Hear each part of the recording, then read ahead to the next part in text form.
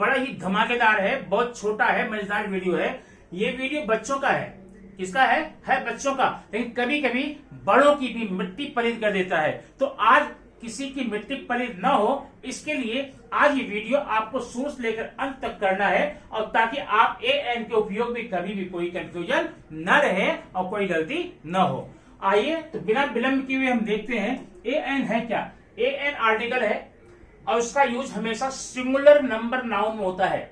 जो noun singular होगा, अकेला होगा, सिंगल होगा, वहीं पर एएन का यूज होता है।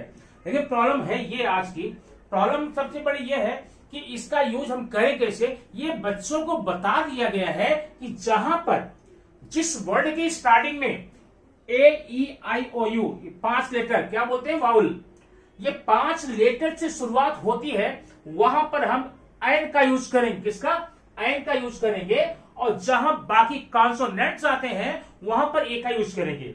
यही सबसे बड़ी गलती होती है। क्यों? क्योंकि आज के बाद से हम लोग लेटर्स को देख कर नहीं करेंगे, बल्कि उसको सुन के करेंगे। आज के बाद एएन का यूज हम लोग आंखों से नहीं करेंगे, कानों की सहायता से करेंगे, कानों से सुनेंगे। ये पहला ग्रामर ऐसा है आपको जो कि आंख से देख कर नहीं, बल्कि कानों से सुनकर के करना होता है। अब कानों सुनकर क्या करना होता है बताते हैं।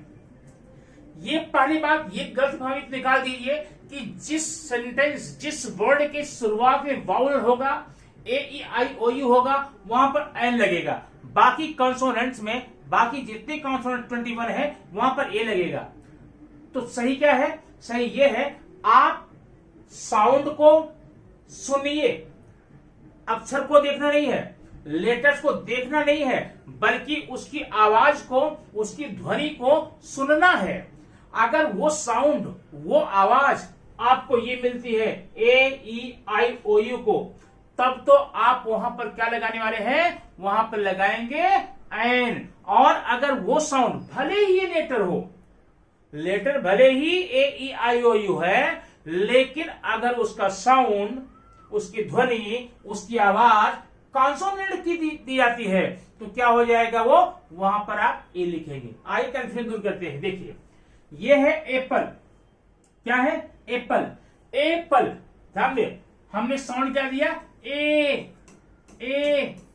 साउंड जो आया हमारे मुंह से वो ए के आया, ए।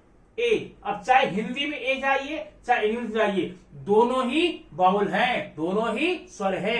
ऐसे में आपको यहां पर लगाकर हट लेना है एन। क्लियर? एग, एग, ए आप यहां पर लगाएंगे एन, एक अंडा। ठीक है। अंपायर, यू है ना, यू वाउल है। अंपायर, हिंदी का देखिए स्वर, चाहे इंग्लिश का आप वाउल देखिए, तो आप क्या लगाएंगे यहां पर लगाने वाले हैं एन। अब ध्यान देना आगे, अंपायर। अगर कभी आपने मान लीजिए यू को देखकर लगाना शुरू किया, तो प्रॉब्लम क्या होने वाली मैं बताता हूं। देखिए, ये है यूनिटी। क्या है? यूनिटी है। अब यहां भी यू है, यहां भी यू है। अगर आप वाउल को देखकर एन लगाते हैं तो क्या होने वाला है, 100% ये आप रॉन्ग करेंगे। तो यहां पर वाउल को देखकर नहीं, बल्कि वाउल की साउंड को सुन करके, कानों से सुन करके हम लोग यूज करेंगे। कैसे? यहां पर साउंड क्या था, यहां अ में एन आ गया, लेकिन ये क्या है, यू।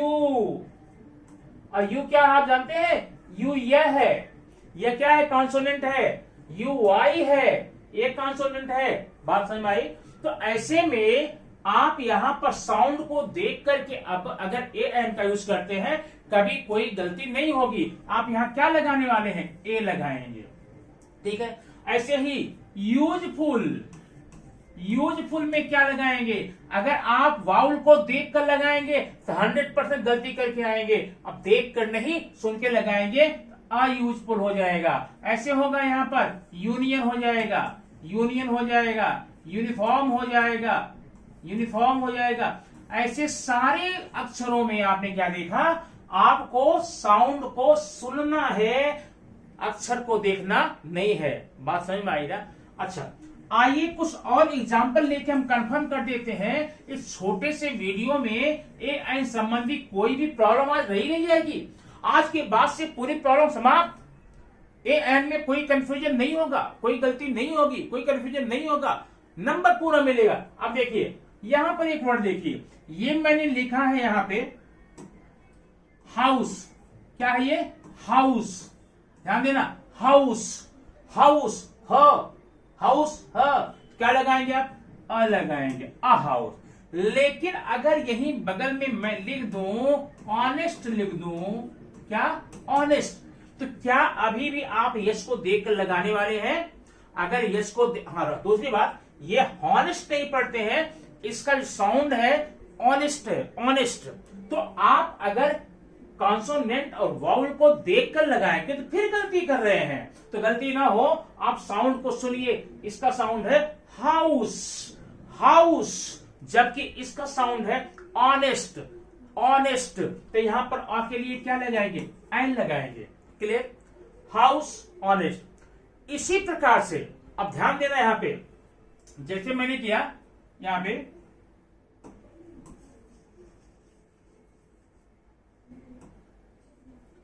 ये है। अब दुनिया, जब किसी ने आपको बताया भैया देखो हम ऑनेस्ट में, नियम क्या बन गया? ऑनेस्ट में और इसलिए लगाते हैं क्योंकि साइलेंट है। तो बच्चों के दिमाग भर गया कि जहां भी साइलेंट लेटर आएगा वहां पर हम लोग एन लगा लेंगे, ए लगा लेंगे। ये भी बात करते हैं। अगर साइलेंट को देख करके साइलेंट लेटर के आधार पे आपने अ लगाने का निर्णय किया तो ये भी तो साइलेंट है,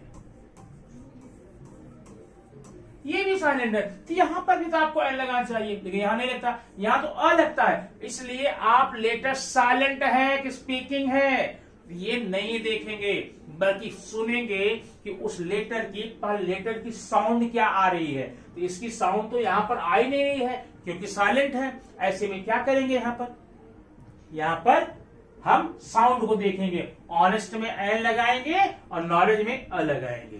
ठीक है, बात समझ में आई ना? तो ये तुम्हारा हो गया ए एन का यूज करने के लिए। ऐसे ढेर सारी गलतियां हम आगे न करें, इसलिए आप क्या करेंगे? आज के बाद से जब भी आप ए एन का यूज करने वाले हैं तो सीधा साउंड को सुनिए, लेटर देखिए नहीं। आंख बंद कीजिए, कान खोलिए, आंख बंद कान खोला। ए एन का यूज करने का यही तरीका है, आंख बंद अब कान खोले, क्योंकि साउंड को सुनकर हम लगाने वाले हैं। ओके। और दूसरी बात, जैसे देखिए यहां पर आप देखेंगे, यहां पर एक वर्ड लिखा मैंने आउल। क्या लिखा है? नहीं, ये लिखा आउल, आउल, आउल। अब आप यहां ओ को देख करके, वाउल को देखकर एन मत लगाइए भाई। आप ये बोलिए यहां पर साउंड जो है वो वाउल का है।